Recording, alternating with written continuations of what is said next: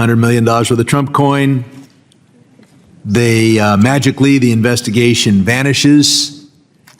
Trump is an organization could say, oh, you want to spend money on your campaign to defraud voters, or you're fraudulent in thinking you have a chance of winning, we're going to hold your money. Just access, user segmentation, and most importantly, if on an exchange you buy $100 million worth of a particular stock 5 minutes before the announcement, there's a decent door to those with insider information.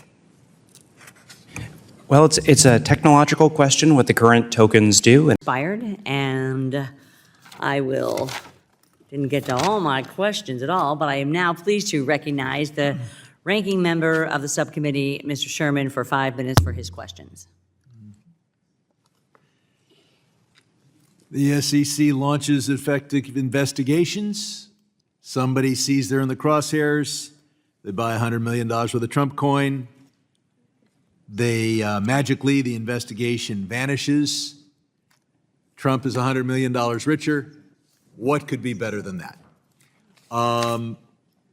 Now, we've talked a bit about a 15-day delay in someone getting their money. I would point out that when I first met my wife, many people recognized that she was completely out of my league. Figured she must think I was wealthy. It worked out.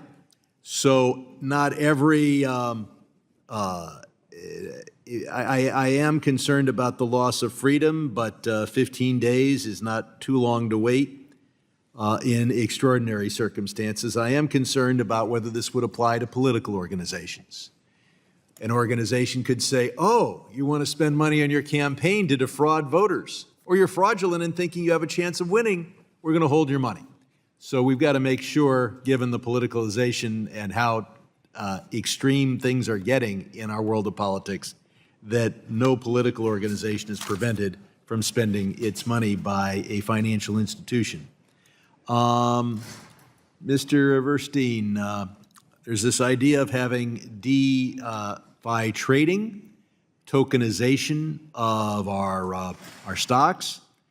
Of course, exchanges provide transparency regarding to fees, conflicts of interest, access, user segmentation, and most importantly, if on an exchange you buy $100 million worth of a particular stock 5 minutes before the announcement, there's a decent chance they'll figure out who you are. If we were to tokenize our securities, wouldn't this be What you're hearing here is a clear tension between innovation and accountability. The concern isn't just about new technology, it's about what might be lost in the process. When Sherman raises the possibility that tokenization could open the door to insider trading, he's pointing to a core issue: transparency. Traditional systems, for all their flaws, leave a trail. Regulators can trace suspicious trades, identify patterns, and intervene. But if that visibility disappears under the promise of decentralization, who's watching? And more importantly, who's responsible when something goes wrong? This is where the debate quietly shifts from technology to trust. An open door to those with insider information. Well, it's a technological question what the current tokens do, and it's a political question how we feel about that. I think it's really important to have systems of surveillance and accountability. It's important that when you place a stock trade on Charles Schwab, if it looks suspicious, you're going to get a call from your broker. FINRA might call you, or they might call the SEC. That's appropriate. It's appropriate that there's a system of accountability that can trace things and figure things out. We don't necessarily have to use the same fiber optic cables and the same exchanges we've been using for a long time. We could go to new technologies, but it's really important that along the way we not lose the visibility that we need in order to keep people accountable. Well, the whole purpose of tokenization is to eliminate the know your customer rule. If you take the crypto out of crypto, take the hidden out of crypto, it's not crypto anymore. I do think that you're saying that if we have tokenization, we need to somehow have a know your customer for every account? I think we don't want to have a sleight of hand where we lose visibility just because we change technologies. It seems like that could happen with a lot of the changes that are happening. I want to focus, okay,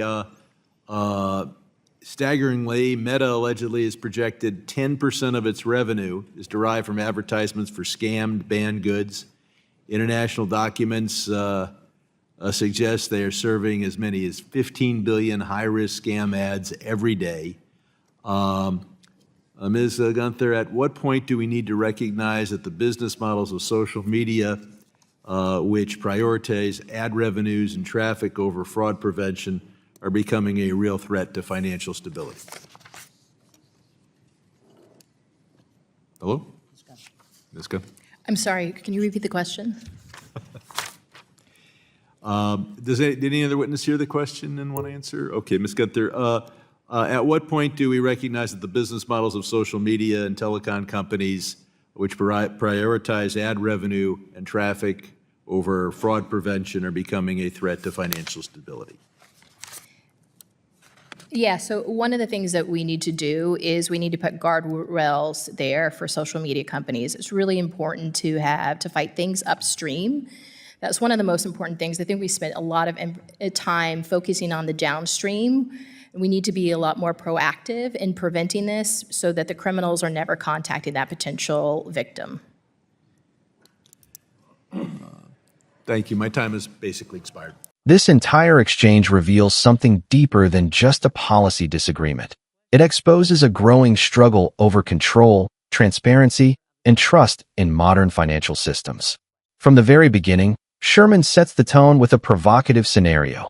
Someone under SEC investigation suddenly makes a massive purchase tied to Trump, and just like that, the investigation disappears. Whether hypothetical or not, the implication is sharp. Financial power could be used to influence regulatory outcomes. That's not just a technical concern, that's a question about integrity at the highest levels. As the conversation moves forward, the focus shifts, but the underlying theme remains the same. The discussion about a 15-day delay in accessing funds might sound procedural, even minor, but Sherman reframes it through a political lens. He raises the possibility that financial institutions could interfere with political campaigns, intentionally or not. That's where this stops being about banking rules and starts becoming about democratic fairness. If access to money can be delayed or restricted, even temporarily, who decides when that power is justified and when it's abused? Then comes the deeper dive into tokenization. On the surface, it's about upgrading financial infrastructure. But underneath, there's a clear fear that in the push for faster, more decentralized systems, we might lose the very mechanisms that keep markets honest. The witness acknowledges the importance of surveillance and accountability, but also hints at the challenge. New technology doesn't automatically come with old safeguards. And Sherman cuts straight to the core of it. If the goal of crypto is to remove identity and oversight, then how do you prevent abuse? That's the contradiction sitting at the heart of this conversation. Innovation promises efficiency, privacy, and freedom, but those same qualities can also create blind spots. And in financial systems, blind spots are where manipulation thrives. Finally, the conversation pivots to social media, and suddenly the scope widens even further. Now, it's not just about markets or tokens, it's about the entire digital ecosystem. The claim that a significant portion of ad revenue could be tied to scams is staggering. And the response? Focus on guardrails and upstream prevention. But notice what's missing, a direct acknowledgement of responsibility. The problem is recognized, but the accountability feels diffused. And that's the pattern across this entire exchange.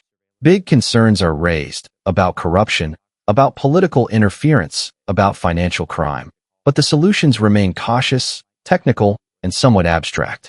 Meanwhile, the risks being described are very real and very immediate.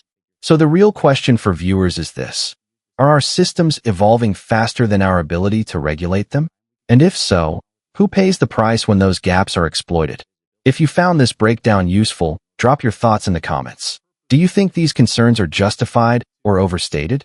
Don't forget to like, share, and subscribe for more sharp political analysis that cuts through the noise.